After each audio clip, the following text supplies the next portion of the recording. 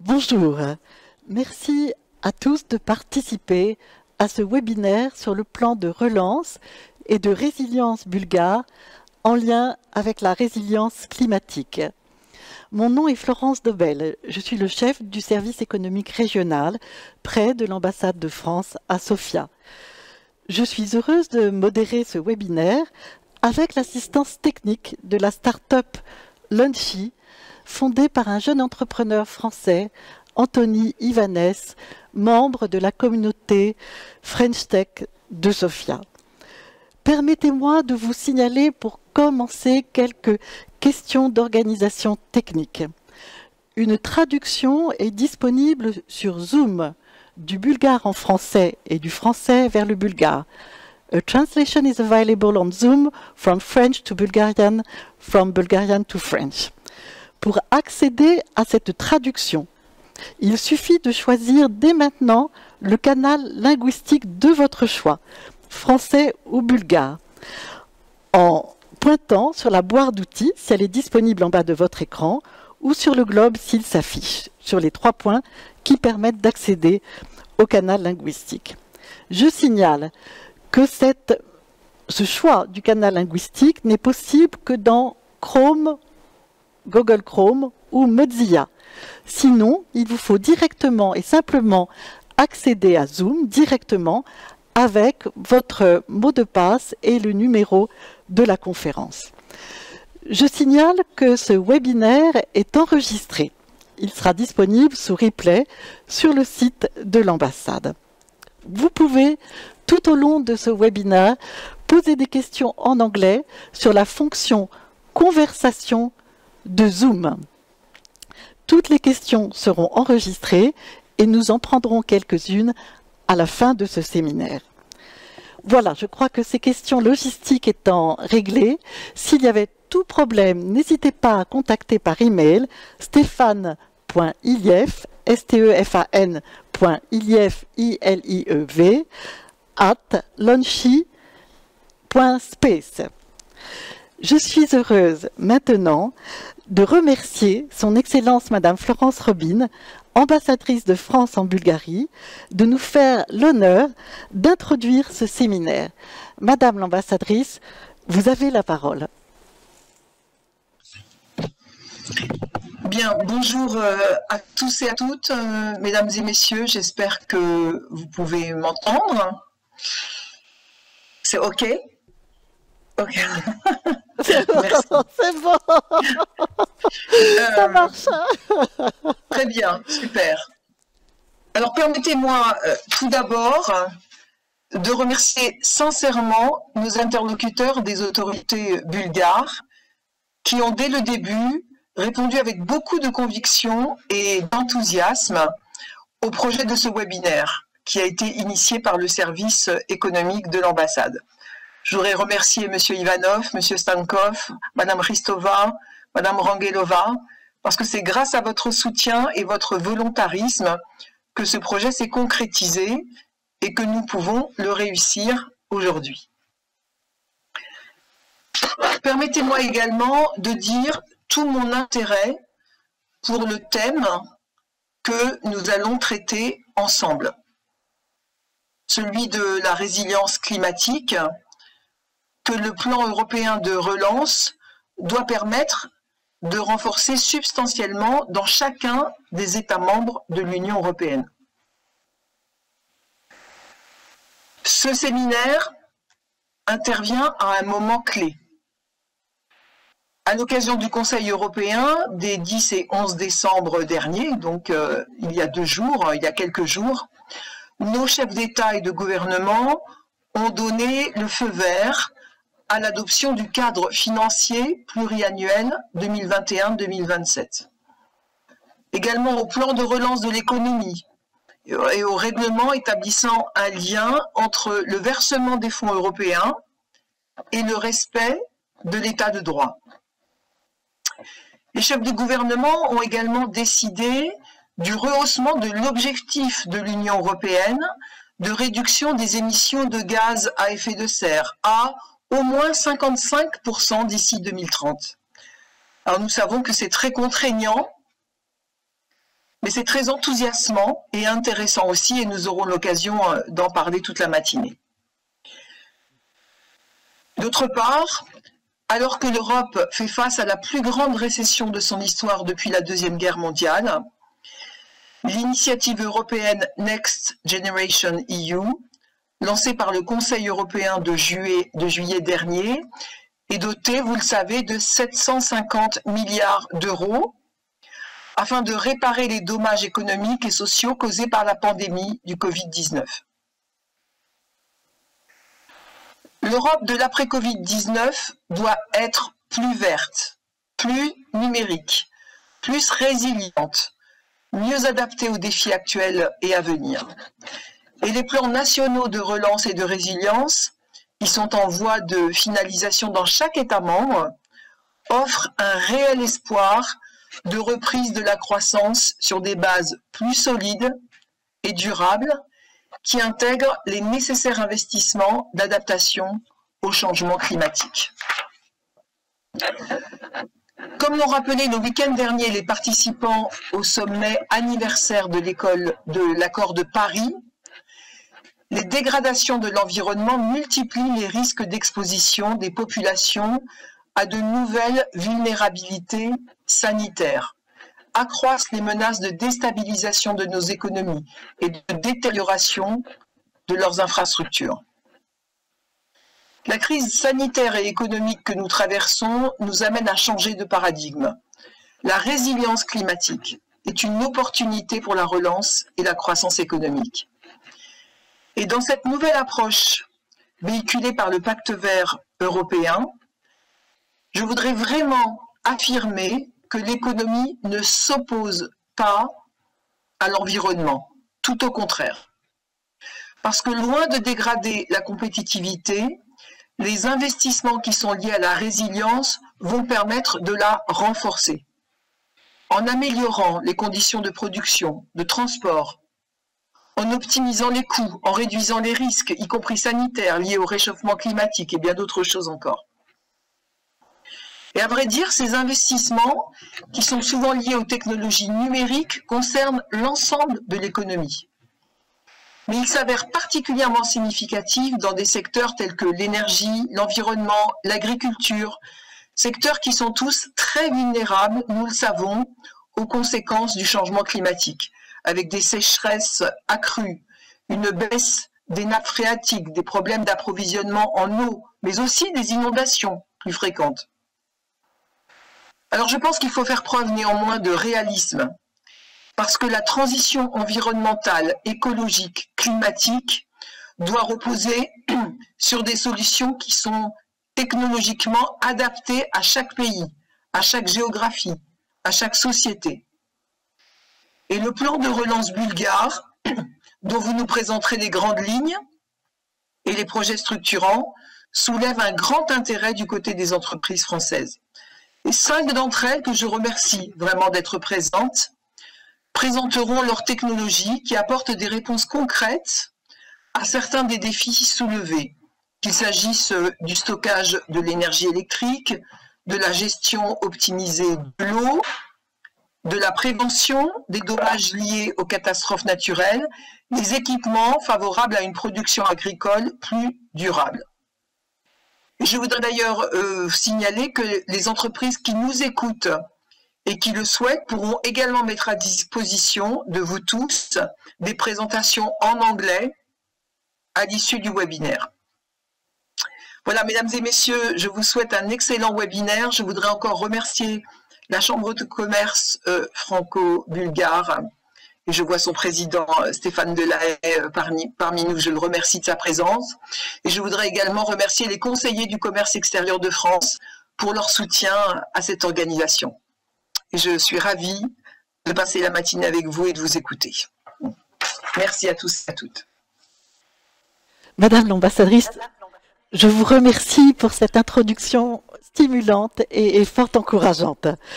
Je passe maintenant la parole à Monsieur Ivan Ivanov, qui nous fait l'honneur d'être parmi nous, directeur de l'unité centrale de coordination auprès du Conseil des ministres bulgares. Monsieur Ivanov nous fait l'honneur d'accepter de nous présenter les grandes orientations du plan de relance et de résilience bulgare. Monsieur Ivanov, vous avez la parole. J'espère que vous m'entendez bien, tout d'abord. Alors, je viens de constater que je me rends compte que, en fait, toutes ces années où j'essayais de comprendre le français, finalement, m'ont servi à quelque chose parce que j'ai vraiment compris ce que Madame l'ambassadrice vient de dire et cela va me faciliter la tâche. Mais avant de mettre l'accent sur les priorités du plan de relance bulgare, nous devons répondre à la question quel est l'objectif de toute cette initiative? Quels sont nos buts avec ce plan de relance, avec ce document? La première des choses que je souhaite dire ici, c'est que afin de répondre à la crise, aux défis devant les sociétés, devant nos économies au cours de l'année qui vient de passer, il s'agit en effet d'une période sans précédent, mais il s'agit aussi d'une réponse sans précédent des leaders européens. En effet, ces leaders ont trouvé les moyens de dégager des investissements pour que nous puissions répondre aux effets de la crise et pour que nous puissions préparer nos sociétés et nos économies à relever les défis à l'avenir. Par conséquent, je ne pourrais pas ne pas déjà répéter ce que Madame l'ambassadrice vient tout juste de dire. Quel est donc le but de ce document? Bien entendu, ce document vise à donner une première réponse à la crise. Nous devons mettre en place des mesures qui vont nous permettre très rapidement de relancer notre économie. Parallèlement à cela, nous devons préparer notre économie ainsi que nos systèmes publics pour relever les défis du futur.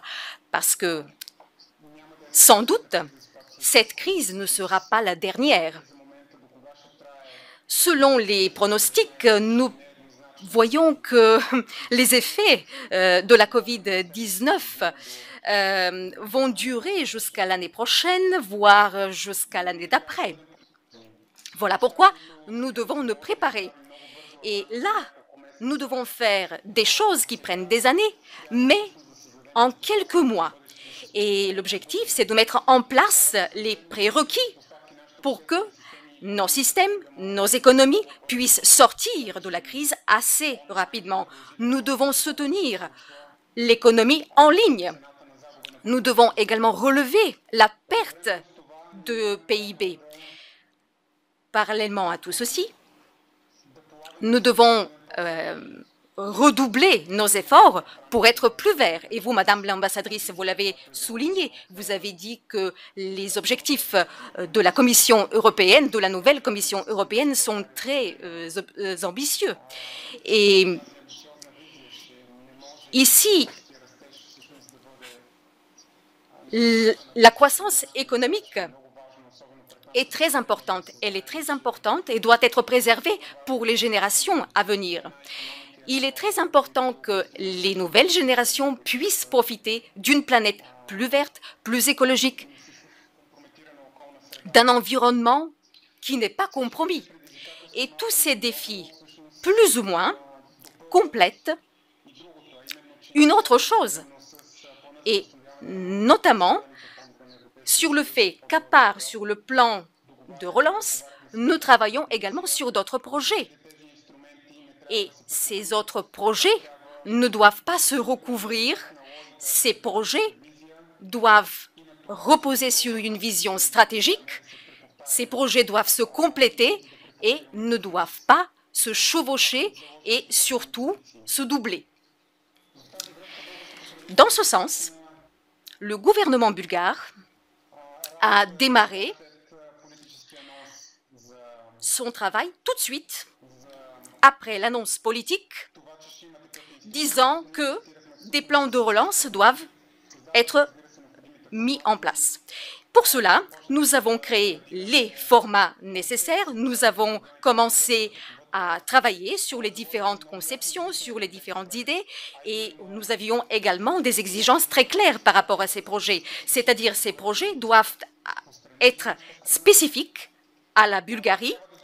Ces projets doivent contribuer à la réforme dans certains secteurs, parce que si les secteurs publics, si les secteurs économiques ne sont pas réformés, les subventions ne porteront pas leurs fruits. Nous avons demandé expressément que ces projets soient verts, soient écologiques, afin que nous puissions justement parvenir à cet objectif ambitieux de réduction des émissions de CO2. Et la dernière exigence, c'est que ces projets soient réalistes et surtout rapidement mis en place. Il est très important de réagir tout de suite, immédiatement. Vous savez très bien que nous disposons que de 3 ans pour pouvoir finalement réaliser tous ces projets.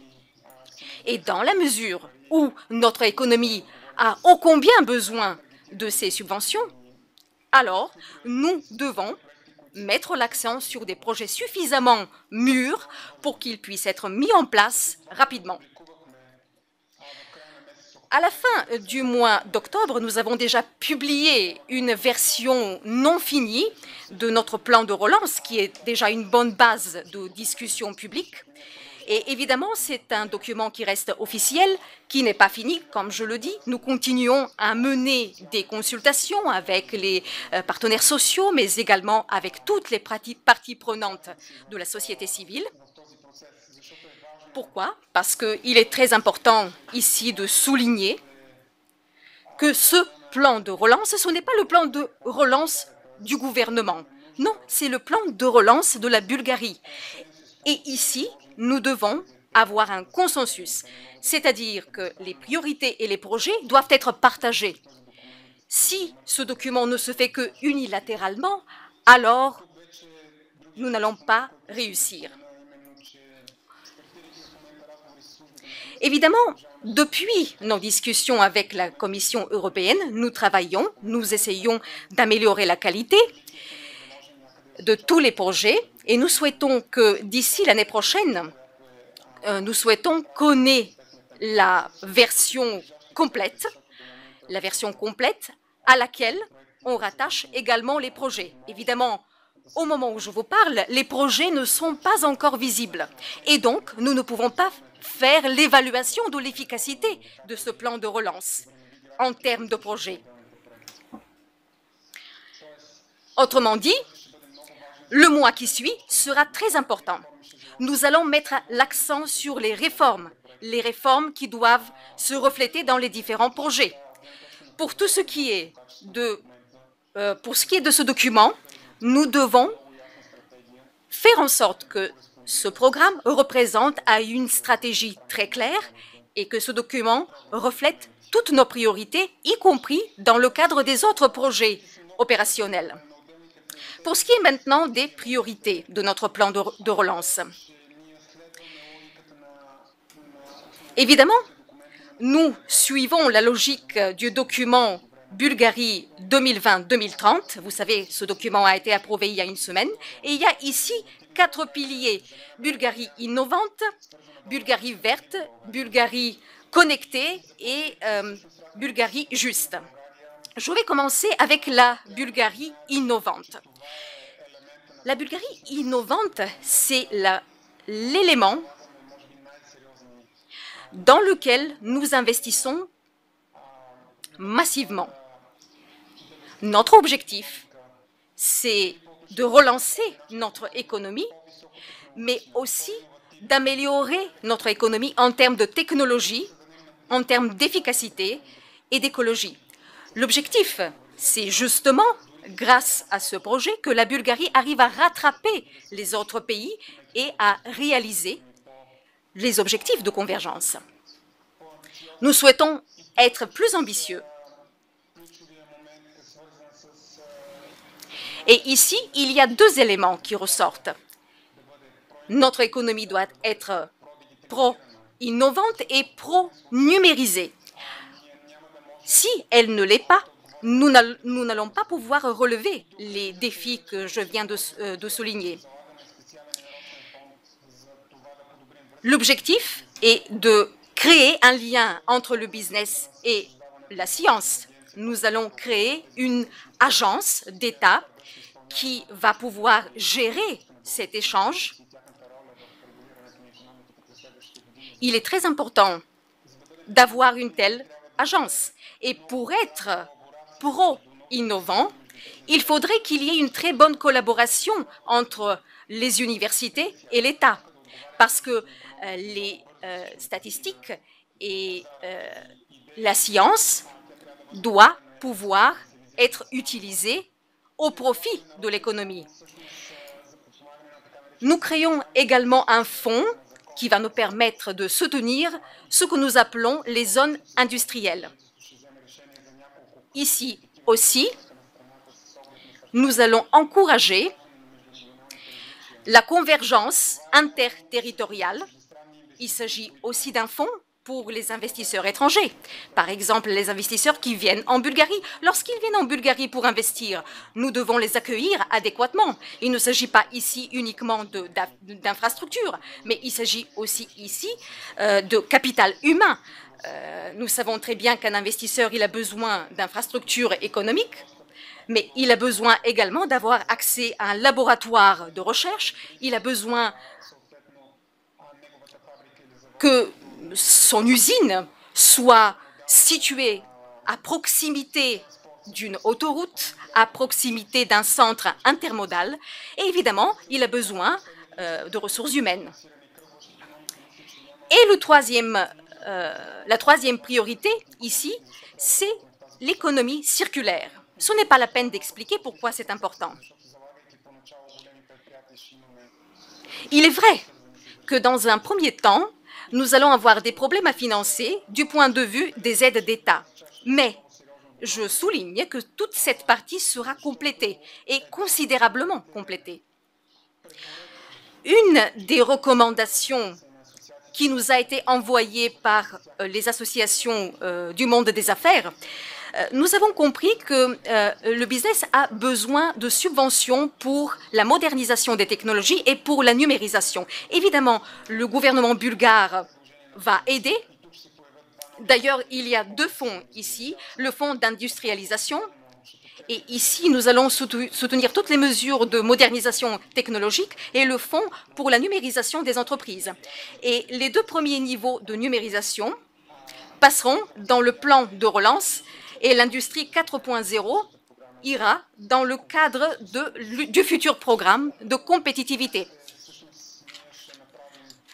Nous allons donc, comme je l'ai dit, compléter ce premier plan de relance qui a déjà été publié par le Conseil des ministres. L'objectif, c'est vraiment que ce plan de relance soit plus écologique, plus vert, plus innovant. Et nous allons mettre l'accent sur tous les leviers de croissance. Parce que ces leviers de croissance sont clés. L'objectif, c'est d'avoir de la croissance. L'objectif, c'est d'aller de l'avant plus vite. L'objectif, c'est de relever les niveaux moyens du PIB qui sont très caractéristiques pour l'Union européenne. Je passe ensuite au deuxième pilier, la Bulgarie verte. Je pense que je n'ai pas besoin ici d'aller en profondeur sur ce sujet. Évidemment, l'objectif ici, c'est de diminuer les émissions de CO2, tous les impacts sur l'environnement. Et évidemment, nous accordons un intérêt sur ce sujet, non seulement dans le cadre des programmes opérationnels, mais c'est aussi inscrit dans le Fonds pour une transition juste. Et vous savez qu'une partie de cet argent ira pour les régions bulgares. Évidemment, ici, nous ne pouvons pas ne pas aborder l'efficacité énergétique. Évidemment, au-delà des immeubles publics, de l'éclairage public, nous allons également mettre l'accent sur l'efficacité énergétique des immeubles et du mobilier des entreprises, parce que c'est quelque chose d'important et nous le faisons d'ailleurs pour la première fois. Nous pensons également que l'efficacité énergétique va nous permettre de relancer l'économie bulgare.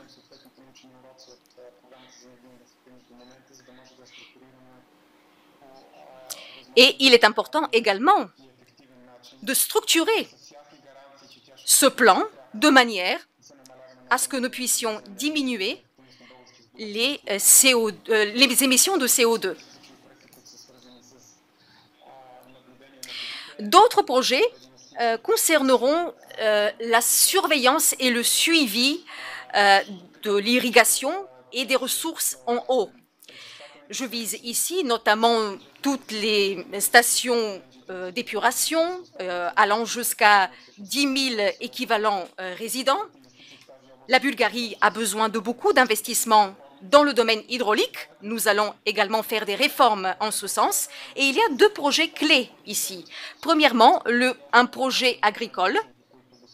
Et je suis sûre que Mme Christova va nous donner un peu plus d'informations tout à l'heure. Mais l'objectif, ce serait de renforcer toutes les infrastructures d'irrigation. Nous avons un autre projet qui est sur la modernisation de l'agriculture bulgare. Et pourquoi, en effet, on met l'accent sur ces deux projets? Je pense que ce n'est pas la peine d'expliquer la raison à cela. Je passe maintenant à la Bulgarie connectée. Évidemment, là, on met l'accent sur le transport. Le transport doit être écologique. On parle ici du transport ferroviaire. Et évidemment, quand on parle de transport, le transport et sa modernisation va s'appuyer sur une stratégie. Et l'objectif, c'est sur la base de cette stratégie de débloquer aussi le financement. Mais des financements iront en priorité dans le domaine du transport vert, parce que l'objectif, c'est de diminuer les émissions de CO2. De plus, ce point est très important aussi d'un point de vue de notre économie. Et je pense que pour l'instant, évidemment, nos projets ne sont pas encore mûrs et cela représente un défi. Et il est vrai qu'on tarde beaucoup parce qu'on a des marchés publics qui durent très longtemps. Et il est vrai qu'il faut donner un élan à tous ces projets puisque, comme je l'ai dit, il faut les mettre en place très rapidement. Autre élément clé, c'est la numérisation. Évidemment, la numérisation est très importante ici. Il est vrai que nos réseaux doivent être modernisés, améliorés, et c'est la clé de la relance de notre économie.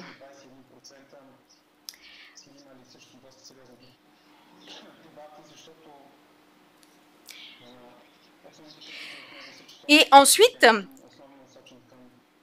21% de l'argent ira pour les entreprises. Ces 21% qui iront pour les entreprises représenter des critiques vis-à-vis du gouvernement. Peut-être qu'on va essayer de modifier un petit peu les choses, mais ce n'est pas la chose la plus clé ici. Nous pensons néanmoins continuer à numériser la justice, l'aviation,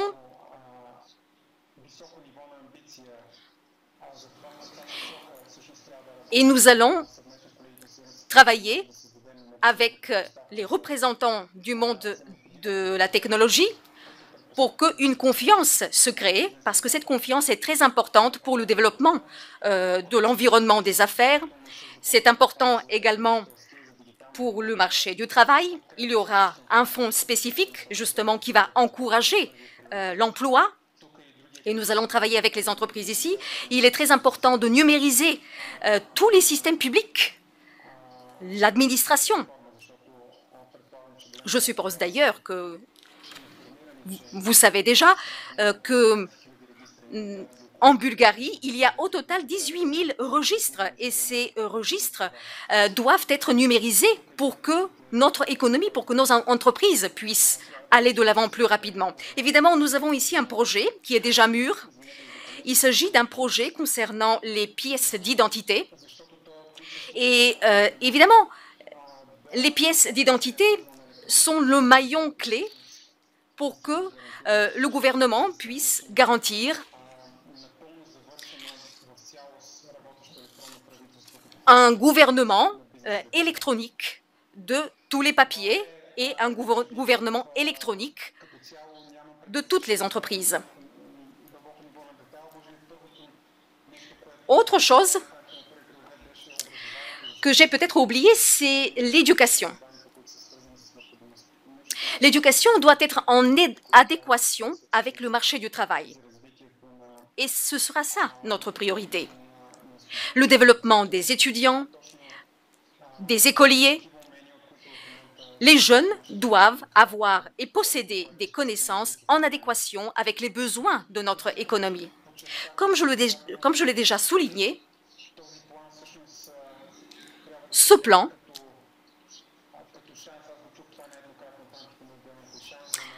doit en effet être compris comme une opportunité, comme une chance de changer tous les défis auxquels on fait face. C'est une chance pour être mieux préparé lorsque une crise comme la crise sanitaire se répète demain, une chance pour être plus écologique, une chance pour mettre en place plus de réformes. Et chacun de ces projets, encore une fois, je le répète, doit reposer sur un engagement clair de la part du gouvernement, que des réformes seront mises en place dans certains secteurs. Et tous ces éléments doivent se retrouver dans une stratégie très claire, dans une stratégie avec une logique. Et évidemment, cette stratégie elle-même ne doit pas se faire sans être mise en relation avec tous les autres projets, par ailleurs, sur les programmes, en ce qui concerne les programmes opérationnels. Et donc, ce projet de relance va être débattu par toutes les parties prenantes, par la société civile, par le Parlement, par les partenaires sociaux. Et l'objectif, comme je l'ai dit, c'est que d'ici 6 ans, nous puissions relancer vraiment notre économie. Évidemment, je m'excuse par avance, mais je suis sûre que peut-être en 6 ans, on ne pourrait peut-être pas tout faire. D'ailleurs, je viens de me rendre compte que j'ai oublié de mentionner également les réformes dans le domaine de la santé. Mais ce que je veux dire par là, et je m'excuse, mais je vais devoir aussi partir. En effet, je reste ouvert. Donc, si vous avez des questions, si vous avez besoin de précision, si vous pensez que nous commettons une erreur quelque part, si vous pensez que nous n'avons pas fait assez, écoutez, contactez-nous, je suis ouvert. Et d'ailleurs, Madame Dobel, je vous serais reconnaissant si vous pouviez laisser mes coordonnées afin que tous ceux qui s'intéressent puissent me contacter, et serait réellement, pour nous, ce serait d'une importance cardinale de pouvoir obtenir votre retour. Je vous remercie pour cette participation et je vous remercie pour l'invitation.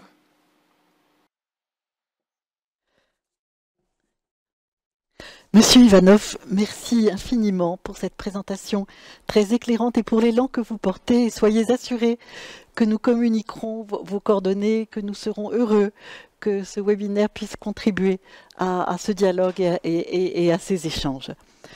Je passe maintenant la parole au vice-ministre de l'Énergie, Monsieur Stankov, qui nous fait également l'honneur d'être présent et qui va nous présenter le volet énergétique du plan de relance et de résilience bulgare, y compris en ce qui concerne la participation de la Bulgarie au fonds de transition juste. So, Mr. Stankov, I think that you will speak in English, no problem for that, and I'm giving to you the floor. The floor is yours, Mr. Stankov. Thank you very much. It's up to you. From my side, it's no problem. If you prefer English, if you prefer Bulgarian, only my French, it's not so good. First of all, thank you very much, and Your Excellency, Ms. Robin, for the organization. Mr. Devoyer and Mr. Dubel, thank you very much for your contribution for today's meeting. I think it's very important today to go really into the details of the recovery resilience plans and the just transition plans in the energy sector. We see a huge potential for cooperation in the future periods during the implementation of these plans with French companies which could contribute with their technologies for achieving the European targets related to the energy sectors. I will try in my speech to go in a little bit deeper in details related with that, what Mr. Ivanov mentioned, related with Green Bulgaria, part of the Recovery and Resilience Plan, which was published a few weeks ago. Very important is to say that European Commission recognize how important the green measures and green projects are, and that's why 37% at least from the Recovery and Resilience Fund should be directly with the investments in the green technologies. Another 20% should be invested in digitalization. What about Green Bulgaria? Of course, something which we are always mentioning, that Bulgaria at the moment is more energy intensive and carbon intensive related with the average intensity of the economy in the other 27 member states. That's clear. It's something we always confirming, because it was structured many years ago to have such industry on our territory. The important part now is to see how to intervene and to help the industry for this transition period for becoming more competitive and keeping the sustainability of the production on our territory with additional investments which could help them to decrease the energy intensity and decrease the carbon intensity of the industry. That could happen, of course, with investments in the energy efficiency in first place. Here we are speaking for energy efficiency investments in the multi-family house buildings. We have a good experience with more than 2,000 buildings renovated during the last 5 years. This program will be prolonged with the money coming from the Recovery and Resilience Fund. Here we're going to extend the program with the investments in the single-family buildings. And of course, we're going to invest money directly to the public sector, where we want the buildings from the municipalities to become the really good examples for the business sector for energy efficiency with combination with renewables in the future decade. Here, once again, with the high priority and keeping the competitiveness of the business, partial of the energy efficiency measures will be also invested into the company buildings. We are fully in relation with the all European legislation and with the future operational program competitiveness, where the Codex is going to provide money for increasing the energy efficiency of the production lines, but there are no money planned from this program into intervention into the business buildings. That means that this production halls or buildings will be renovated with the money from the Recovery and Resilience Funds, and that will be also in combination with renewables on the roof or the yard next to the of the production facility. That will decrease the energy consumption from the grid. That will increase the competitiveness of the company, because at least the grid charges will be avoided with the production on plot, and of course will help us for establishing energy communities and really new regulations which the consumers to become to prosumers. Very important part which we see as a huge potential and not so energy efficient at the moment is changing of street lighting in the cities. We saw in one small program we have in the ministry from EA grants, money from Norway, Iceland and Liechtenstein coming to the energy sector with a small call from 8 million euro.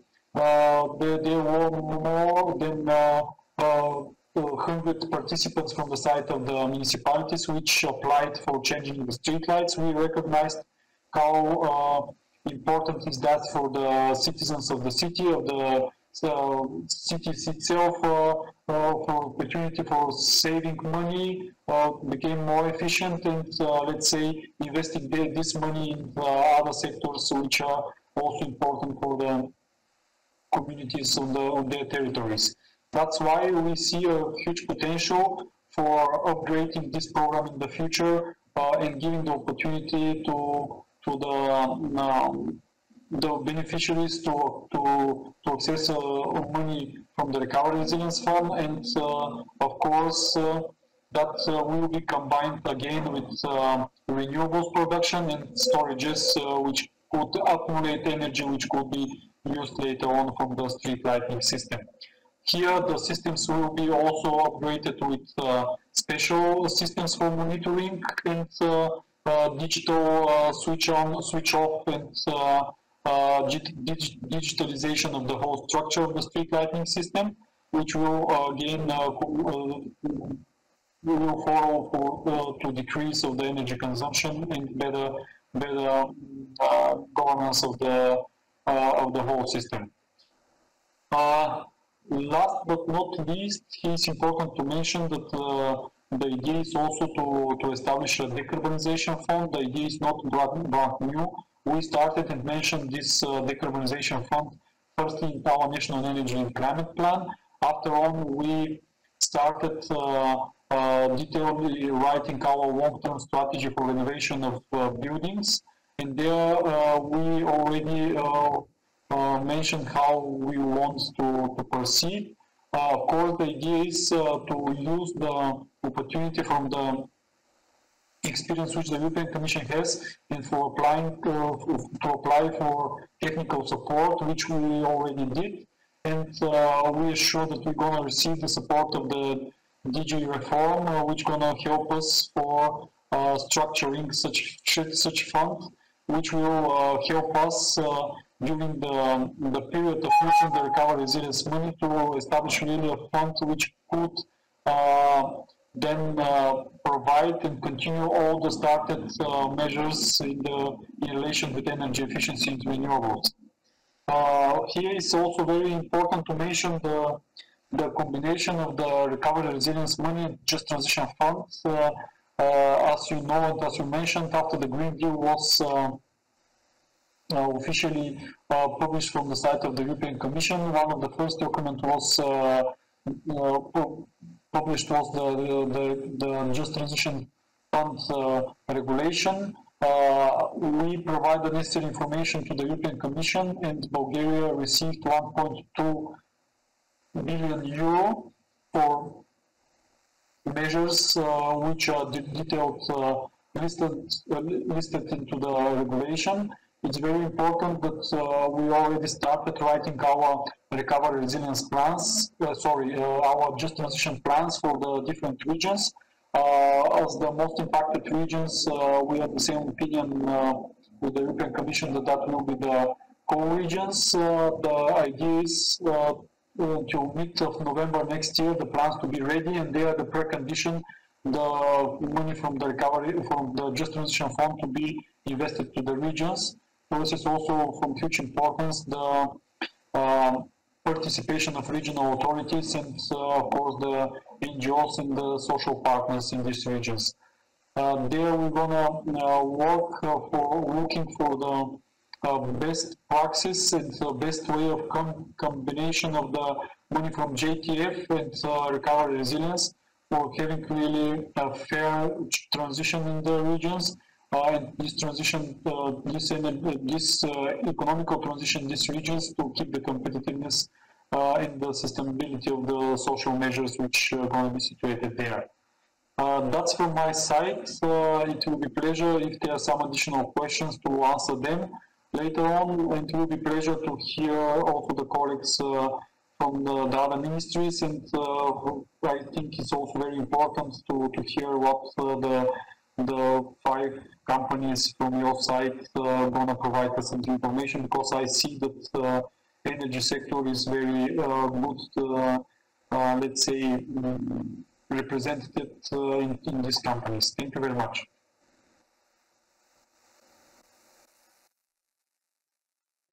Mr. Vice Minister Stankov, many thanks indeed for your presentation.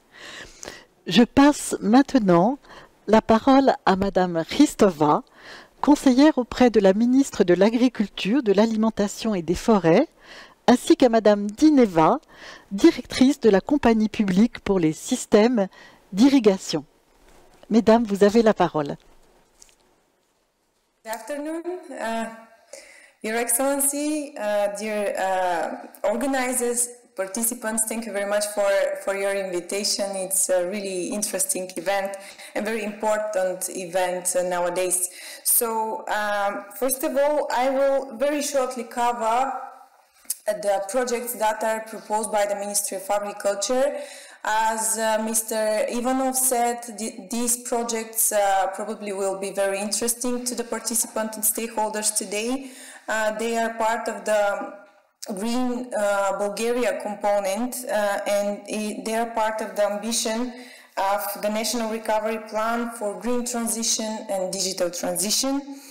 One of the main challenges for agriculture, not only in Bulgaria, but for all member states, is to continue to produce sufficient quality and safe food in the face of increasingly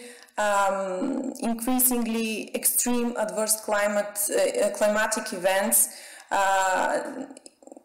especially this year, and the droughts that we have are influencing very negatively the agriculture sector. So in this respect, we see increasingly international competition, we see demographic problems, and of course instability of agricultural markets. In this respect, both projects are really important with respect to using minimum resources without negative environmental impact, to make the transformation in agriculture and the using of national resources, water, soil and air, in order to achieve the ambition, not only in the Green Deal, but in the recovery and resilience facility objectives. It's important to mention that the agriculture sector as part of the Green Deal has really huge ambitions with respect to the targets. And of course, we have to be clear that there is a huge room for improvement, especially with respect to digitalization and use of resources. In this respect, the first project is related to the digitalization of agriculture and the use of natural resources, and the second one is related to the renovation of the hydroameliorative infrastructure, the irrigation infrastructure, which is operated on a ministry level through the state company. I will not go in detail about this project because my colleagues are here and they will make a presentation which I'm sure will be really interesting. I will just mention some of the ideas behind the model for digitalization of the agriculture. For the ministry, the most important thing about agriculture is sustainability and competitiveness, and the realization of the Bulgarian production on the market and on the national market and on the European market. In this respect, we have proposed to include the project for digitalization, and the first activity includes the creation of unified information system for the agriculture. It consists of several models, but I will mention some of them which I think are really interesting for the participants today. Is a very complex system, but it's a step in the right direction for digital transition and for modernization of the agriculture. One of them is, one of the modules is related to the Green Deal and the Farm to Fork strategy, which are really important as part of the modernization of the agriculture and sustainable production. We will include the plant protection products and fertilizers and their monitoring in the system, of course, together with the antimicrobial products, a topic. We have targets until 2030 for reduction and for sustainable production of food. A very interesting module, which is part of the digitalization project, is the tracking model farm to fork. The main idea behind this module is related, of course, with the realization of Bulgarian production, and the idea is for the model is to track the movement along the logistics chain and will provide information to consumers through the tools, QR code or barcode systems, and of course will help us to achieve the goals, the objectives of the strategy Farm to Fork related to sustainable production of food and of course related to the circular economy strategy. The second part of this project is online training and consultation. Digital skills are very important with respect, not only with respect to agriculture, but of course to the whole sectors included in the National Recovery Plan. One module which is really important is the communication network of field and range sensors and data management. So what's behind the idea of this activity? The network will provide data on soil moisture, air and soil temperature and rainfall. This will enable farmers to have access of the most important data in order to plan their activities, in order to adapt to the climate changes. The second activity of this project is related to vouchers for digitalization in two areas: digitalization through precision farming, smart IoT devices related to sustainable use of natural resources, mainly soil. And the second area is related to vouchers for the livestock sector, digitalization through smart devices for tracking and herd management. And of course, our second project, really important and ambitious, related to sustainable use of water resources, is the irrigation project. My colleagues will present in detail the idea behind this project, but this is very important for Bulgaria project. Of course, related to the idea to attract private investments, not only for companies who will participate in this project, but for farmers to modernize their holdings, and of course we will complement this project through the Common Agriculture Policy and the strategic plan, which is in the process of preparation now, and will be the first draft will be prepared the next year in January. So the idea behind the project for hydromeliorative infrastructure is to improve the use of water resources through the introduction of new technologies which lead to real reduction of losses in water consumption. The most important thing is to have positive effect for the industry, for the sector, for the agriculture to adapt to climate changes. So mainly this is a very short presentation of both projects. They have really many activities included, but I will give the word to my colleagues who can present in detail the idea behind the second project for irrigation and modernization of the hydromeliorative infrastructure. Thank you.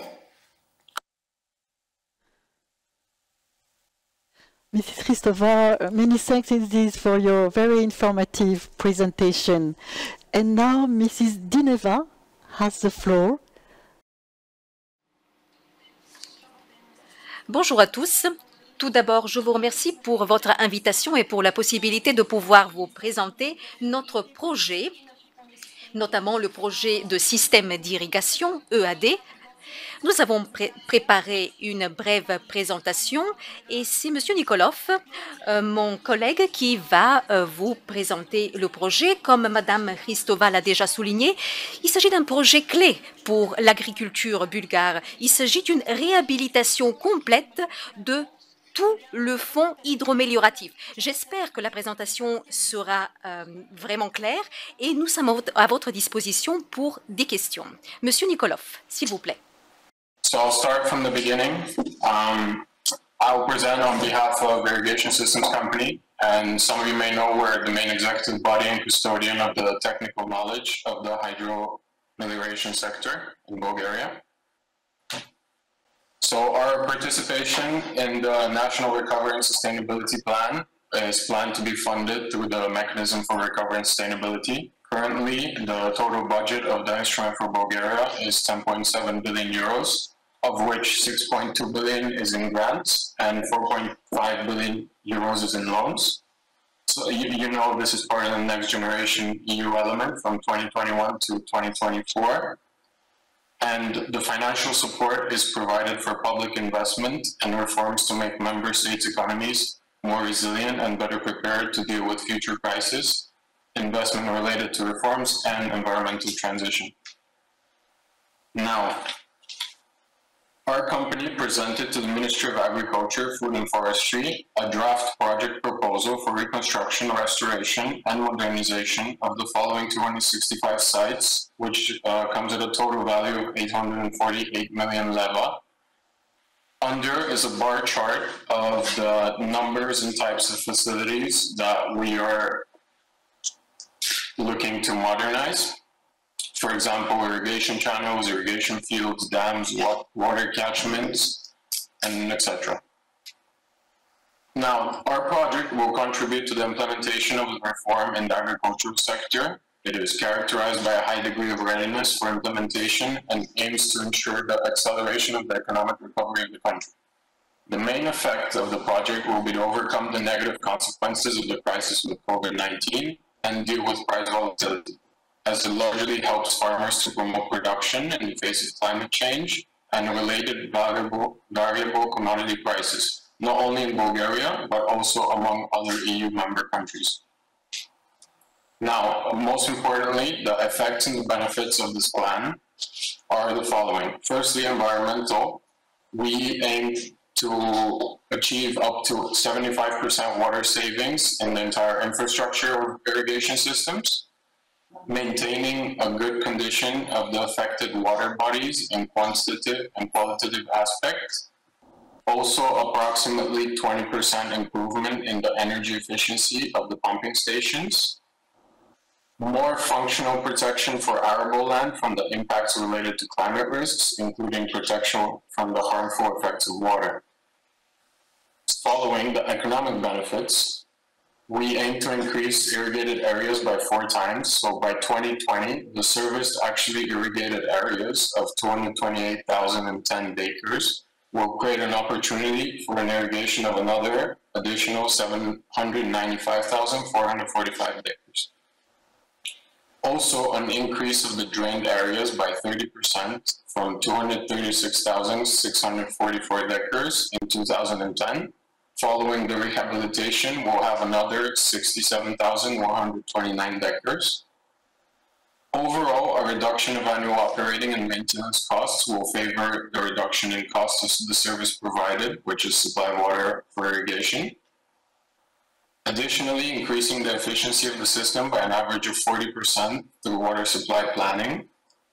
And through our own research, we found out that the rehabilitation of the State Hydromilitary Fund, private investments in the amount of approximately 875 million leva will be attracted for the construction of in-house water saving systems for irrigation of agricultural crops, which amounts to about 1,100 leva per acre capital investments, which depends on the planting scheme and respectively of the pipeline network. Final but not least, political benefits, which would be protection of the living standard of agricultural producers, assistance to tackle climate change and sustainable management of natural resources, a care for the condition of rural areas, and also maintaining the viability of the rural economy by promoting employment in agriculture, the food industry, and other related sectors. Thank you very much for your attention. I'll now pass the word to our executive director.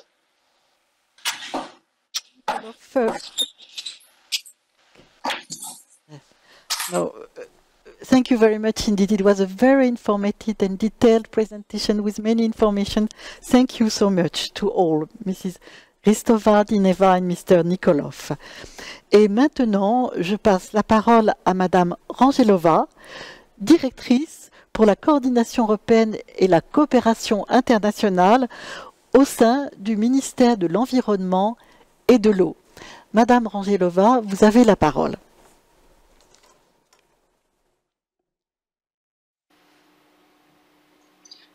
Je vous remercie.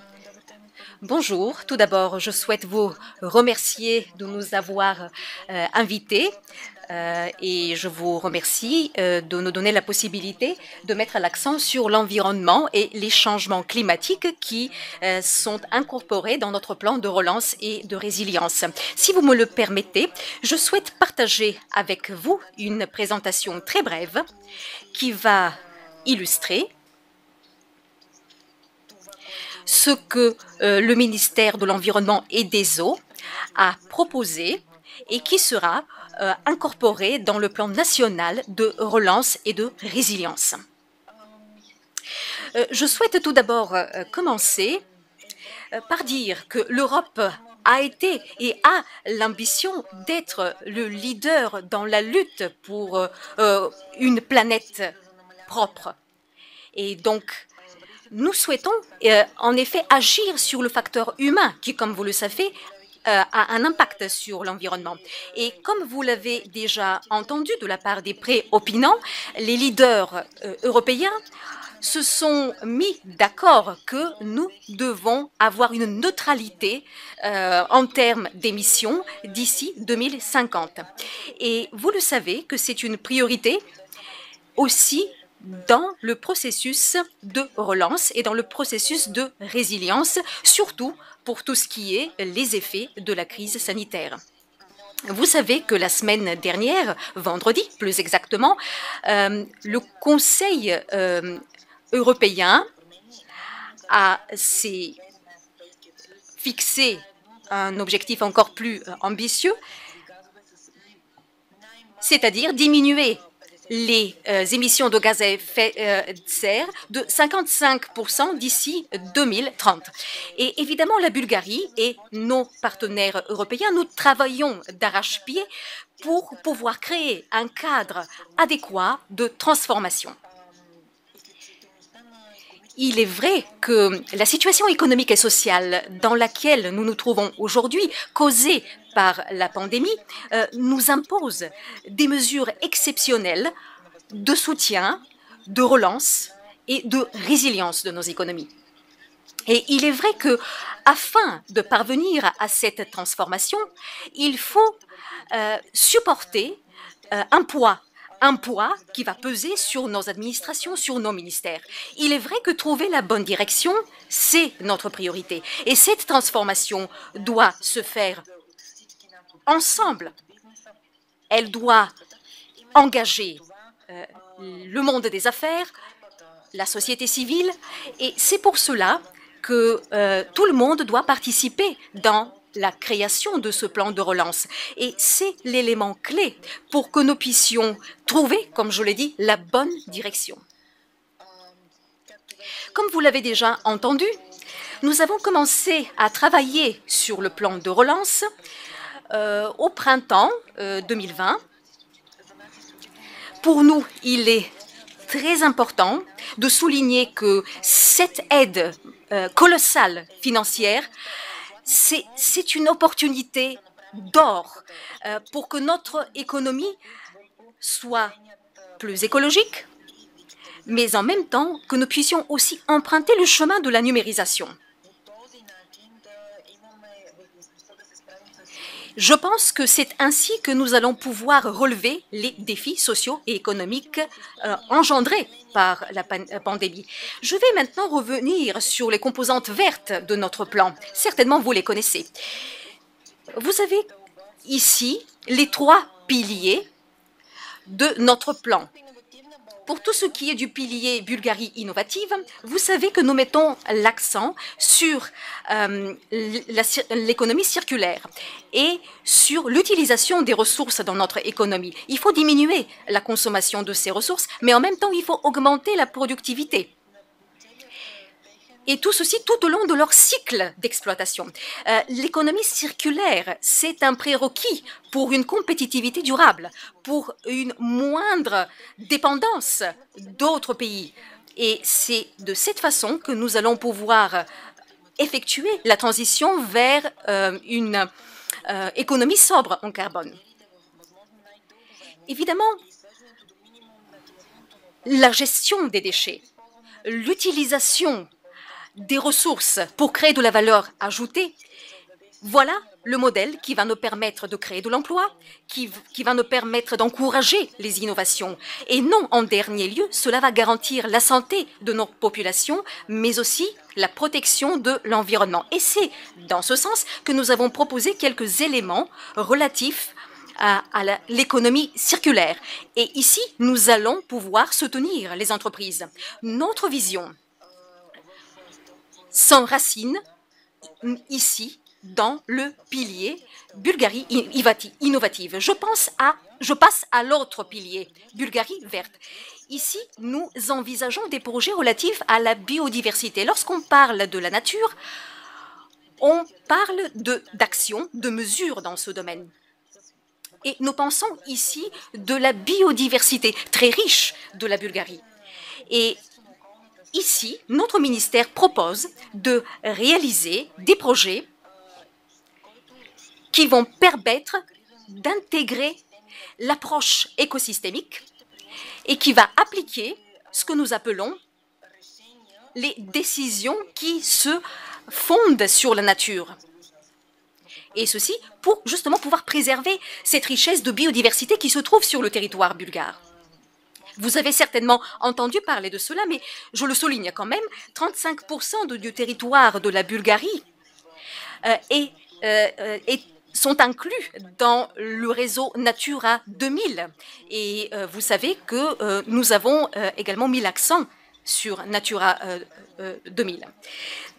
Et donc, nous devons mettre l'accent sur la protection de tout le réseau Natura 2000 et de mettre l'accent sur les décisions, sur les solutions qui vont nous permettre de maintenir l'écosystème. Cela va garantir des emplois, cela va nous permettre également de relever les défis économiques et sociaux engendrés par la crise. Nous pensons également que tous ces sujets sont très importants parce que cela va permettre de protéger la santé humaine, mais en même temps de protéger l'environnement et surtout de protéger les habitats naturels pour la faune et la flore. Alors, sur cette diapositive, vous voyez les différentes activités que nous prévoyons. Il faut renouveler nos connaissances. Il faut mieux explorer l'état dans lequel se trouvent nos écosystèmes. Il faut avoir une mise à jour de ces connaissances. Il faut savoir quelles sont les mesures pour justement protéger toutes les zones de protection qui font partie de Natura 2000. Il est important que toutes les parties prenantes participent dans tout ce processus. Le deuxième projet concerne le pilier Bulgarie connectée. Ici, nous avons deux propositions. Premièrement, pour tout ce qui est gestion des eaux, il s'agit d'un projet qui permet de terminer la construction d'infrastructures hydroamélioratives, des stations de traitement et surtout de mettre l'accent sur les petites villes, entre 2000 et 10 000 résidents. Le deuxième projet qui nous concerne ici, qui fait partie du pilier Bulgarie connectée, c'est la numérisation d'une gestion complexe de contrôle et une efficacité dans la consommation de l'eau. Nous souhaitons justement construire et moderniser les stations d'épuration, nos infrastructures d'irrigation. L'objectif, c'est justement de nous rapprocher des buts de la législation européenne dans ce sens.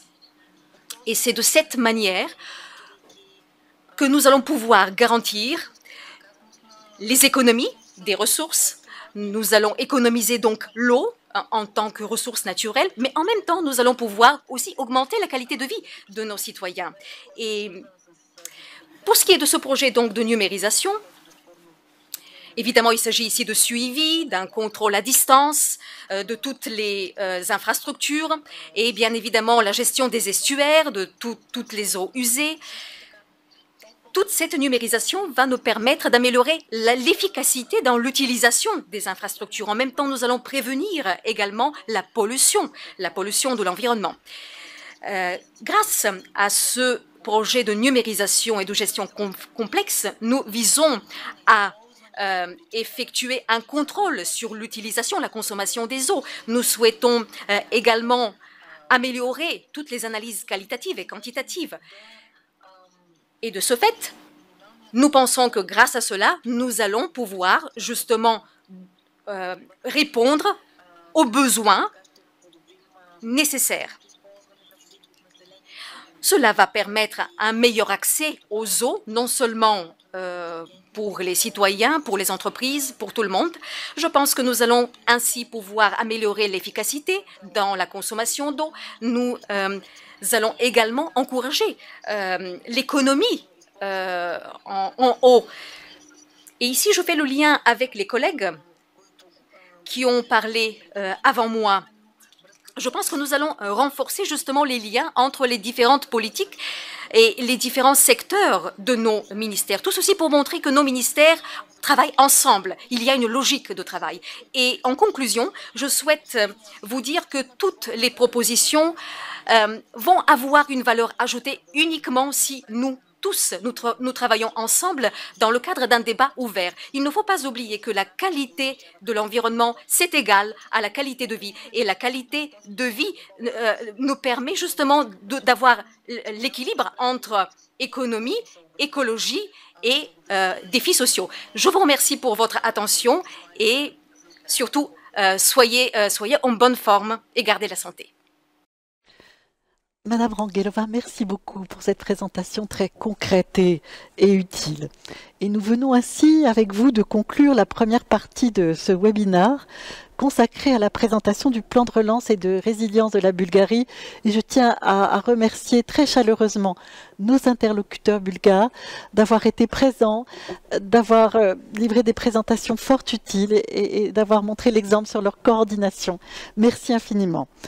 Maintenant, nous abordons la seconde partie de ce webinaire où 5 entreprises françaises vont brièvement, par des pitchs, présenter leur technologie toutes au service de la lutte contre les changements climatiques.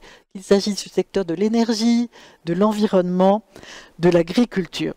Donc, pour commencer, je passe la parole à M. Mas-Granjas, représentant de Total Saft, fournisseur de batteries au service du stockage électrique sobre en carbone. Monsieur Mas-Granjas, vous avez la parole.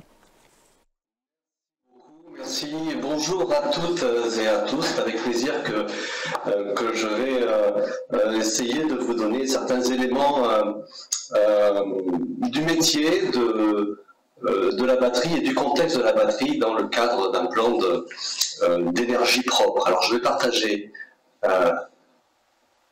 ma présentation. Voilà.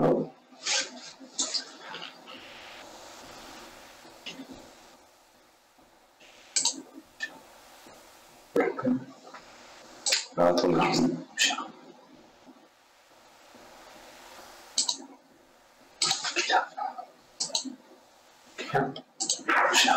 d'accord.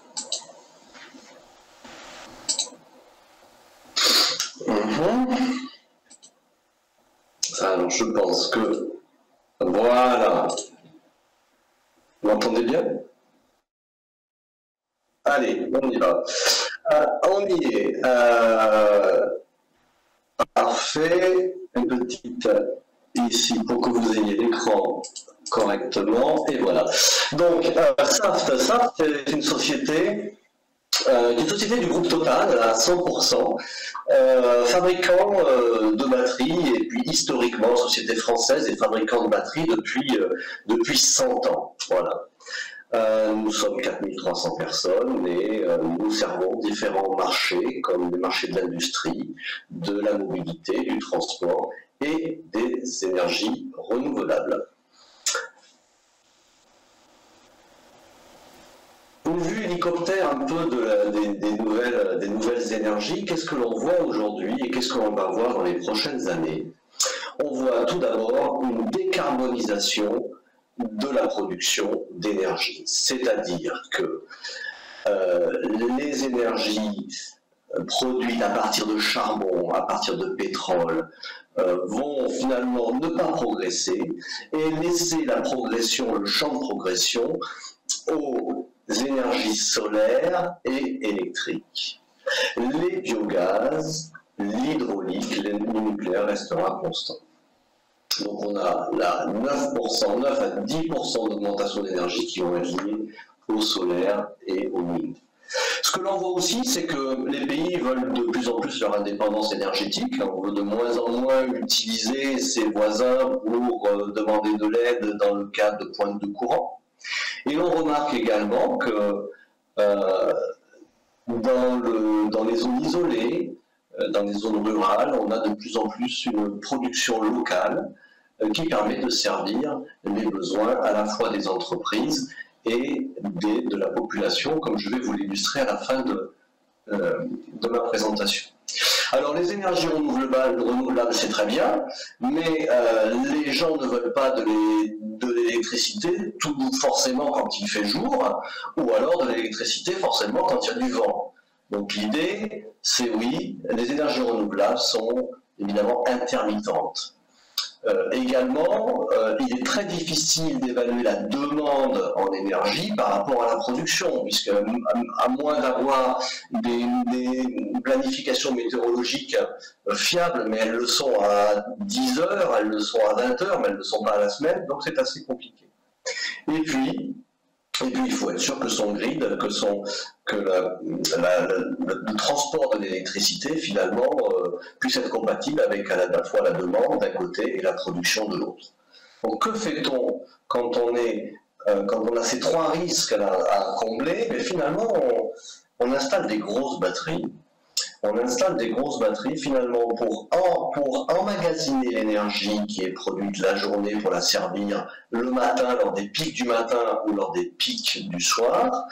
Et également, lorsqu'il n'y a pas de vent ou trop de vent, justement, ça sert des batteries pour réguler la fourniture d'énergie à l'intérieur du grid. Également, ce que l'on voit, c'est que la demande peut être supérieure à la génération, et dans ces cas-là, on a des pics de consommation qui sont extrêmement dangereux pour la stabilité du grid, et qui peuvent être des pics de plusieurs dizaines, voire plusieurs centaines de mégawatts, et qui fait qu'on a besoin pour sécuriser le grid à la fois dans la puissance installée et disponible et dans la qualité du courant. On a besoin d'avoir des batteries pour faire cette fonctionnalité. Et vous le voyez peut-être chez vous, vous avez peut-être des batteries installées dans votre maison, ou certaines usines en Bulgarie ont peut-être des stockages de batteries en cas de coupure de courant, ou en cas finalement de surconsommation d'électricité pour éviter de prendre des pénalités sur les contrats d'abonnement. Donc tout cela m'amène à vous montrer concrètement à quoi cela ressemble, finalement, nos produits. On est sur des gros conteneurs d'énergie de 40 pieds qui sont à l'intérieur remplis d'éléments en lithium-ion, donc les mêmes technologies que vous avez dans vos téléphones portables.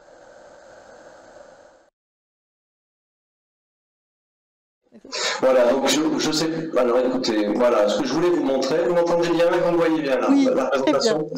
Voilà, ce que je voulais vous montrer, c'est que voilà, on a des produits qui sont installés à la fois dans les villes et à la fois en zone complètement isolée, comme ce projet en Australie, qui est une mine finalement, qui a besoin, pour avoir la constante de son électricité, qui fournit l'énergie par les éoliennes et par les panneaux solaires. Par contre, indépendamment de la météo, cette mine s'est équipée de batteries qui lui permet d'avoir une constante du courant et de la puissance installée, quelle que soit la météorologie finalement.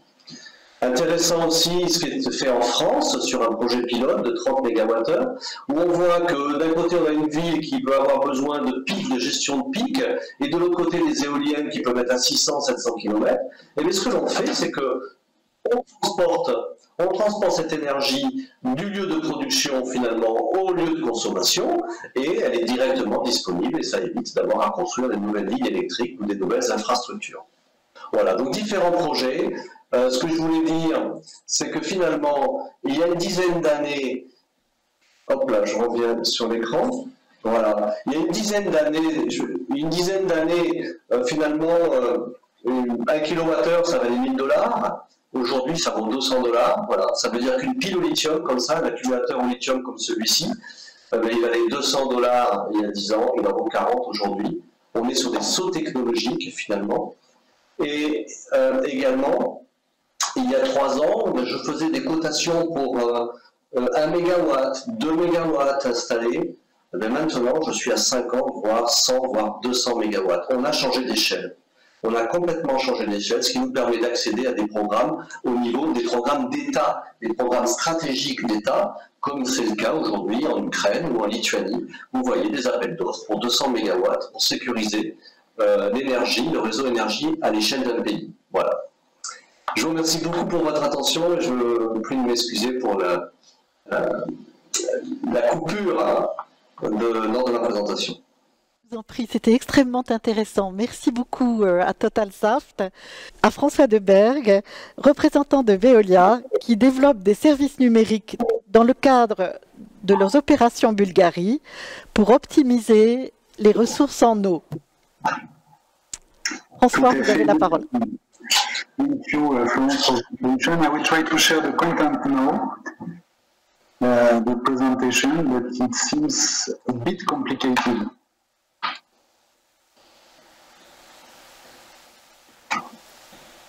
But we could listen very well to you. That's beautiful. That's already something. I hope now I will be able to share my screen as well. Is it okay? Do you have the presentation? Yes. It's okay? Super. Yes. So, Zdraví Pestičky, I'm François Deberg, Regional Director of Veolia. Very happy to be with all of you today to discuss about this topic of energy efficiency, of water efficiency, sorry, with digital. So I will present you today Upgrade. It's our digital platform, and I will first introduce briefly the company. So Veolia, as you may know, is one of the global leaders in the management of environmental services and resources for water, waste, and energy. Today the topic is water. As you can see, we serve almost 100 million people in the world, which means a lot of water resources that we have to use smartly to preserve as well and to replenish as much as possible. So clearly the water resource management is key in our business, as it is key for the population. And we do it as well in the specific context of Bulgaria, where we are present for several years now. We are celebrating 10 years in Sofiske Voda this year. We are present also in the energy business in Varna, and let's say we have also a company working on all Bulgaria for solutions and services in these 3 domains.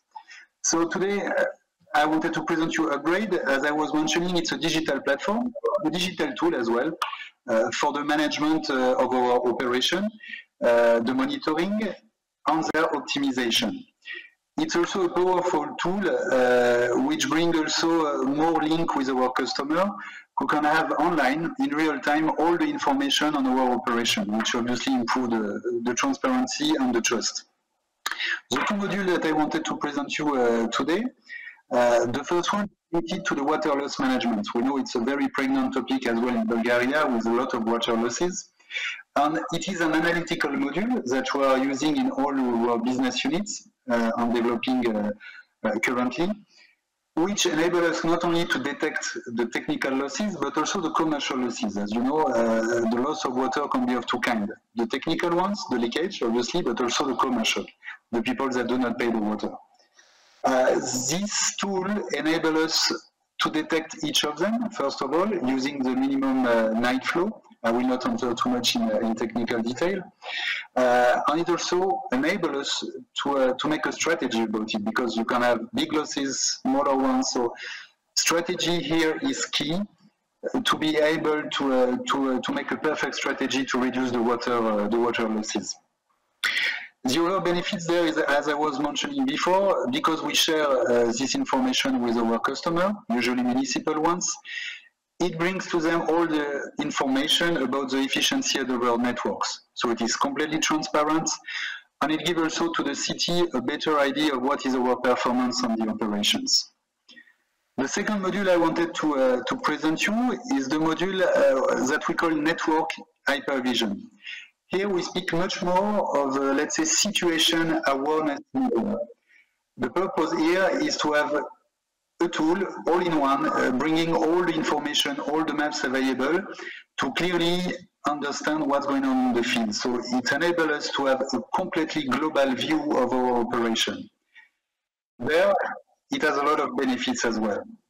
Again, I will speak about the transparency and the communication with the customer, so that the city can predict what's going on with our interventions and what could be the impact on the transport, for example, or other city services.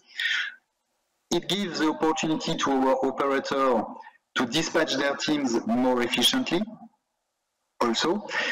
And in special kind of events, for example, crisis, special crisis when we have big interventions, or maybe when we could have some contamination that can happen, we can react immediately with all the information, and it's pretty important for the management of such crisis. These are the two modules that we are deploying globally, and I wanted to share with you two more examples of what we are developing today in Sofiske Voda, in Bulgaria. The first one is, let's say, our upgrade, the Sofiske Voda upgrade. We have been making a lot of improvement this year in 2020, and we have now a digital platform which covers 250 zones of the Sofia municipality for the networks. It is a very interesting tool because we have customized it to trigger some alarms each time there was an anomaly on the network, so we can be much more reactive to that. It allows us also to quantify the losses in all these zones, and as such, because we don't have hundreds of teams, obviously, we can optimize the strategy of intervention. And because we share also this information in full transparency with the city, they can assess much better our operational efficiency. This is one, and I would say it's related to digital operation. The other topic I wanted to share with you is much more related to what we call digital employees, and it's our Pegasus application. It's a digital tool. It's a complete mobile solution that we give to our operators when they go for intervention to have on the site, online, all the critical information they need to do their job properly. Not only that, but we also trace any customer signals until it is solved. We track also what could be some health and safety issues. And last but not least, we are completely connected to the municipality coordination center of Sofia, so that they can know in real time what our interventions in the city. So it's very practical for them because they can also optimize their own services and react to each and any of the situation. Both of these applications that were developed has allowed us to reduce pretty well this year the non-revenue water. It's a very big challenge for us. We had a difficult 2019 year, but this year we are going to be able to reduce by at least, I hope, 2.5–3% on Sofia, and even more for all the water systems. So all that contribute to a better efficiency of the water systems, and also to simplify your operation. Thank you very much for your attention, and should you have any questions, technicals, I will be available after the meeting by mail. Thank you very much for your attention. Lagoda David. Merci beaucoup à Veolia pour cette présentation très précise. Je passe la parole, pour toujours laisser un peu de temps à Daniel Bouzig, à Canal de Provence et à Monsieur Collinet, son représentant, sachant que la société Canal de Provence conçoit des systèmes d'irrigation, y compris pour des productions agricoles à haute valeur ajoutée, telles que la culture de la vigne. Monsieur Le Collinet, vous avez la parole. Hello, I hope that you can hear me. If you could make a sign, okay, that's good. Okay, so I am Julien Le Collinet. I'm a project director in the SCP, Société du Canal de Provence, and I'm going to share a small presentation with you regarding our activities. So I hope, okay, you can see it. Okay, let's go. Okay, so SCP is a company that was created in 1957. It is a private company with public shareholders, and it was created after the war in order to bring water resources for the economic development of the southeast of France. That is traditionally a very dry area with a Mediterranean climate. And so we have been developed now for more than 60 years. So SCP, we have 4 main activities. We are a concession holder with a public mission to distribute raw water. So it's not that we are not developing treated water like Veolia to customers, but we are distributing raw water for 3 major users. That are the municipalities that will then treat the water, distribute them to customers, to industries, and also to farmers and to agriculture. In particular, we are distributing water to an area of around 80,000 hectares, and globally we are serving 2 million people in the Marseille area. So the second activity we have is a service provider. We are providing in particular smart agriculture services. I will go again on this. We are an engineering company. We have more than 200 engineers in our company for our own business, our own development, but we also provide services all over the world. And finally, we are also a renewable energy producer, and we have been developing a lot microelectricity and solar power generation with some pilot projects of floating solar panels on canals. Okay, so our main activity is managing water resources from the source to the field. So we are involved at every level of the water management, so managing the intake, the distribution, the transportation, because we have a lot, like 150 kilometers of canals, and then some pipelines. We are treating a bit water resources, and we are very good in the efficiency of water.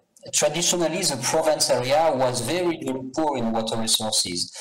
So we have been developing a very efficient water management system, and today we are the company in the world that has the highest level of efficiency, because even on canal systems we have an efficiency of 89%. Well, like everybody, like in Bulgaria, we are facing a lot of problems with the climate change. The climate change have 2 major impacts: decreasing water resources availability, especially from the water resources we get from the Alps, and increasing the water demand. And so this is a very big challenging problem. You have less water and your customer asks for more. So this is in particular due to the increase of the temperature, because we have more into evapotranspiration, but I will not go into detail. This particularly impacts the wine industry. Traditionally, we have a big wine producing area, and traditionally all the vineyards were not irrigated. But since 10 years, everybody wants access to water resources. So To be resilient against this climate change, we have been developing two main answers that I'm going to present. The first one is to developing some modern infrastructures to answer the needs of traditionally rain-fed crops. We have a program to invest 620 million euros in infrastructure development in the next 20 years to irrigate and to bring access to water resources to an additional 20,000 hectares. Okay, so in this we will benefit from some funds from the Green Deal, but we also need, to deal with this big financial equation, and so we are developing a lot of new partnerships to incorporate into our plan some private investments also. So this is our first answer, developing infrastructures, very modern infrastructures, to bring water resources to the water needs. The second point is we are working now much more in the field on developing what we call the smart irrigation with farmers. It is very important to bring the water resources when your field needs it, okay? And this is also a question of being very water efficient. So this is echoing your need of your Digital Bulgaria plan. So we have a lot of things. We are monitoring the sap flows, in particular in the vineyards. We have some connected water meters, so every minute we can potentially know what is the consumption of the farms and of the plants. We are working also to do some monitoring with in incorporating the use of satellite imagery to really pinpoint every drop of water to where it is needed. And we are also working on meteo management. And we are developing a tool that is called SCP AgriData, where we are trying to build a new generation of digital farmers. Our farmers now are able to monitor their water needs on their tablet, as you can see this guy, and we support them with delivering and offering them some tools to really monitor and to pinpoint the delivery on your needs. So this has a double effect. The bill of the water for the farmers is lower, and for us, we have a much more efficient management of our whole water network. Well, this was very quick. I had 5 minutes, so I hope I will have the possibility to come and to discuss with all of you about all of this.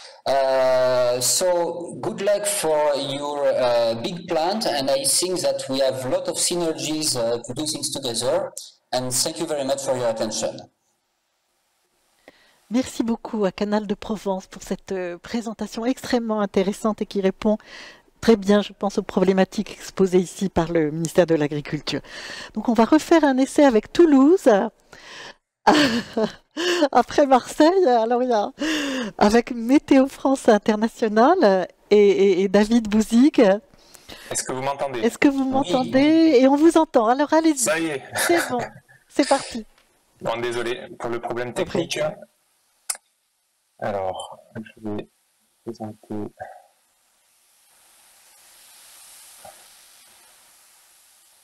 Est-ce que vous voyez donc la présentation? On vous voit bien, on vous entend bien, on ne voit pas encore la présentation, donc peut-être commencer à parler, puis ça viendra. Voilà, ça y est, c'est bon. C'est bon. C'est bon?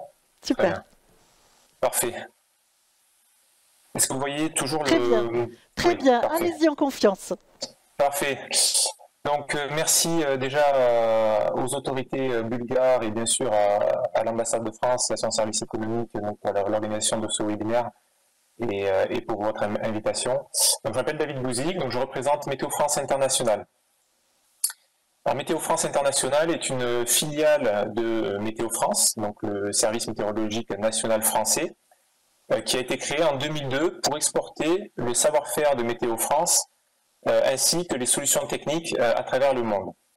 Donc nous fournissons donc des solutions avancées technologiquement et qui sont conçus par des météorologistes pour des météorologistes, car nos solutions sont co-développées avec les experts opérationnels de Météo France.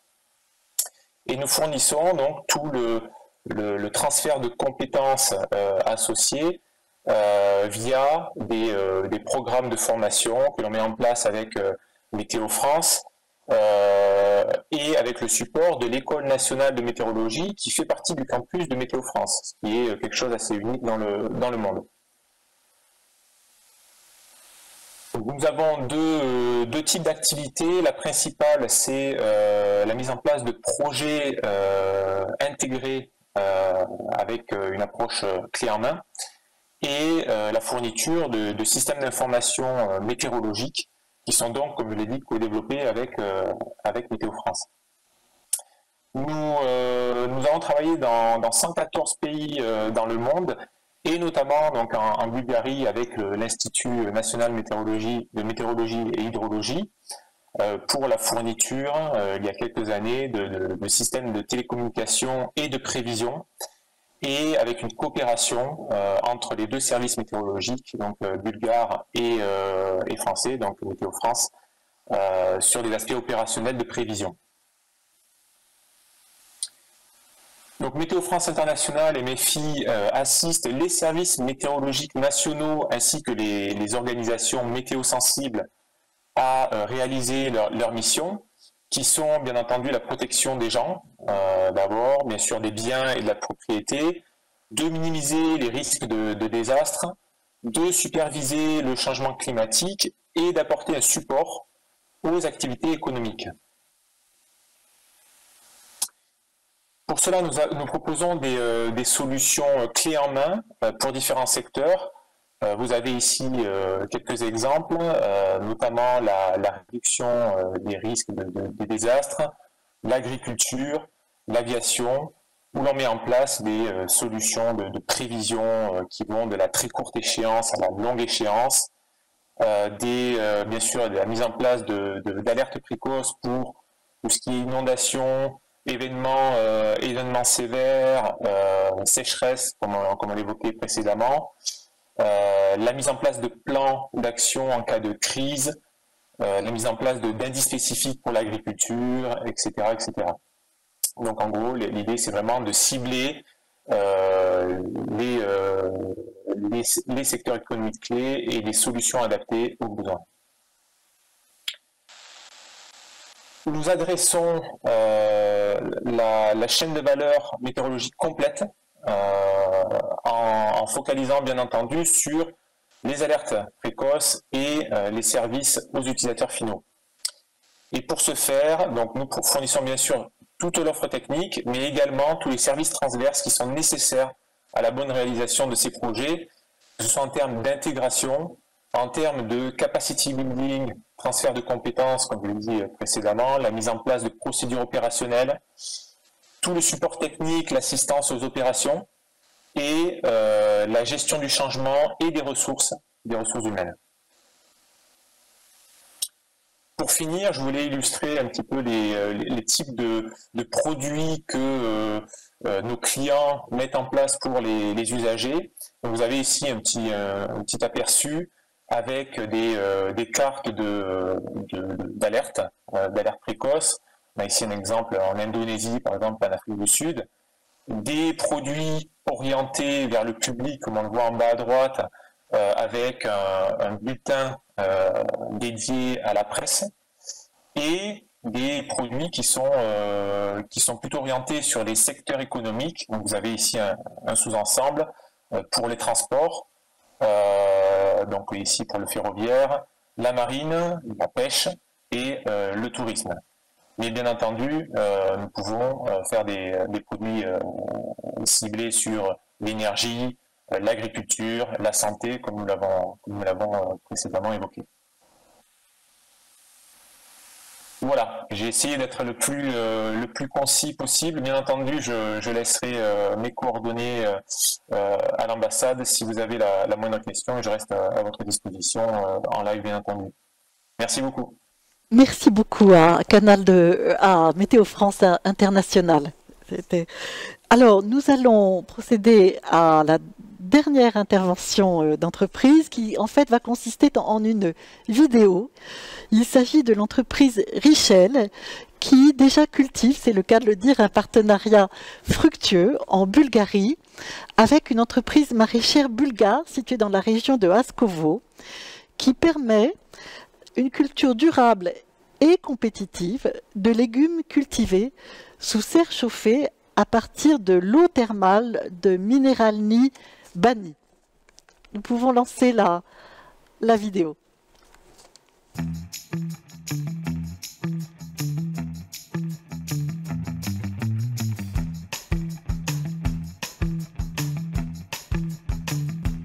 Je suis ici pour vous présenter un projet qu'on a fait en Bulgarie en partenariat avec un producteur local dont le principe est d'utiliser la source de géothermie existante, la source d'eau chaude, dans le but de chauffer une serre pour produire du maraîchage qui est destiné à la vente locale.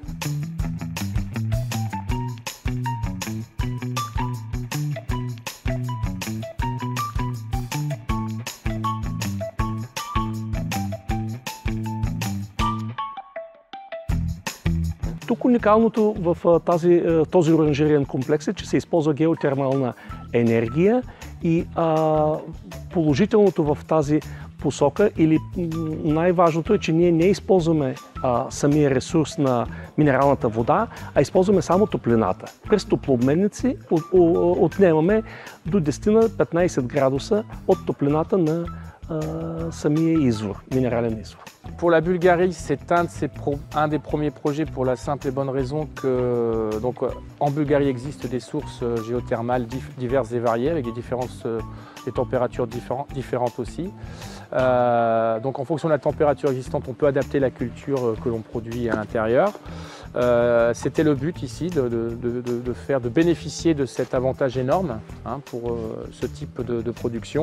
С Решел сме се запознали преди повече от 10-15 години като изключително коректна и добра фирма в областта на производство на оранжерийни конструкции. Техните конструкции са изключително здрави, издръжливи и добре изчислени за нашия климат в България, а и много подходящи да прилагаме новостите на техниката, които можем там да приложим.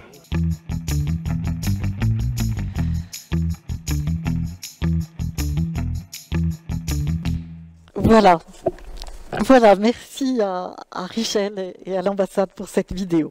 Et enfin, j'ai le grand plaisir et l'honneur de passer la parole au député M.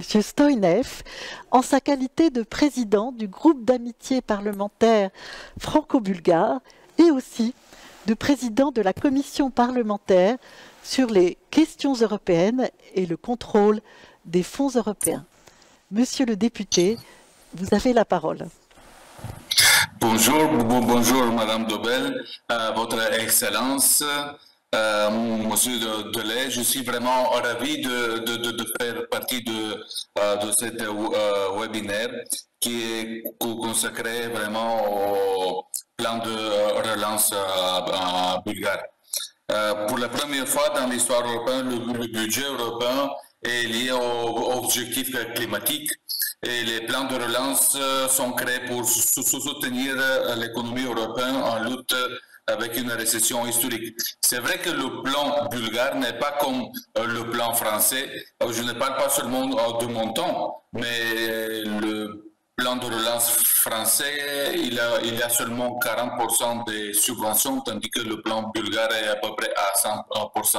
Mais la grande question est comment utiliser le savoir-faire des entreprises françaises, comment utiliser l'expérience des entreprises françaises, et vous trouvez dans ma personnalité quelqu'un qui toujours soutient les entreprises françaises en Bulgarie et les investisseurs français, grâce aussi de bonne expérience de la Chambre de commerce et de Stéphane Delay, parce qu'il nous faut des entreprises en Bulgarie qui, comment dirais-je, qui vont nous aider non seulement pour soutenir notre économie, mais aussi de nous préparer pour le futur.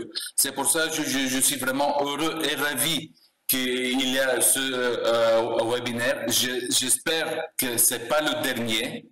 Et je serais vraiment ravi de participer à un autre pour montrer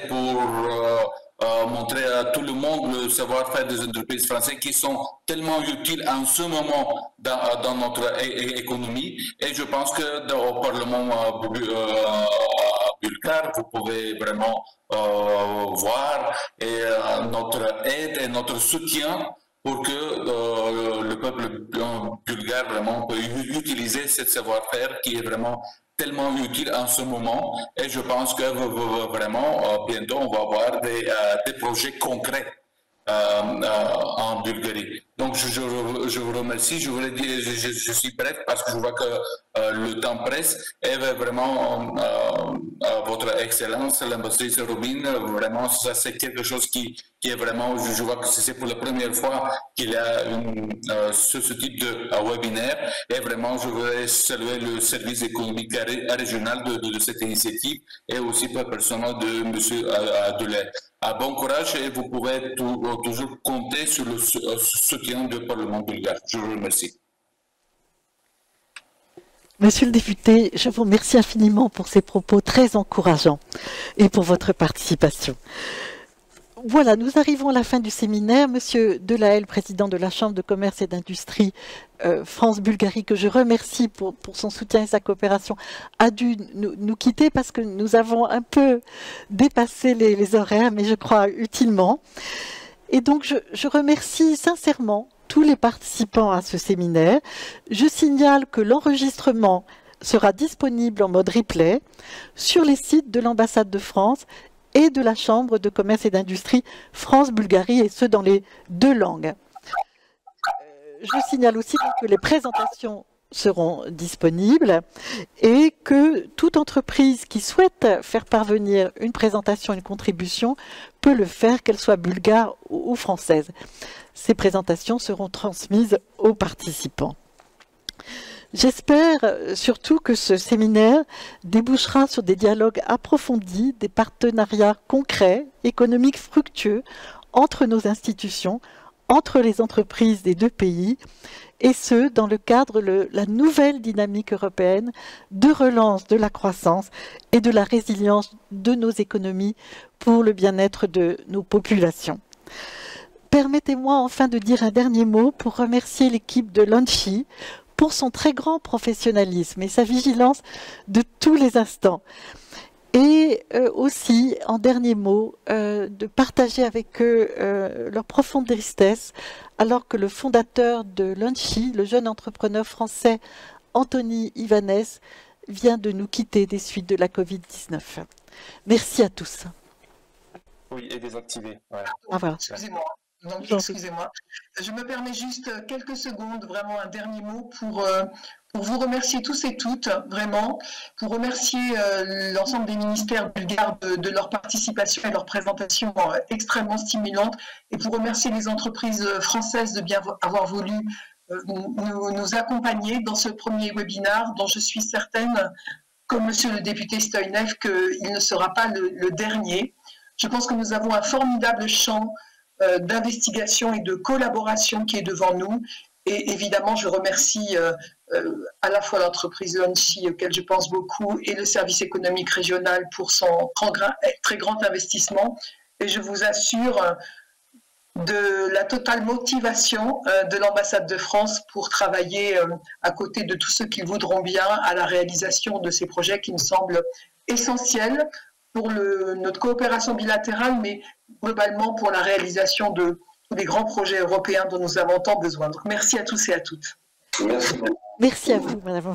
Merci beaucoup.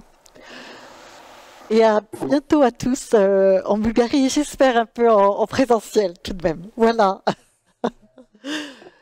À bientôt et bonne fête à tous. Merci, au revoir. Une bonne année 2021, meilleure que celle de 2020. Mais... ça sera peut-être pas si difficile.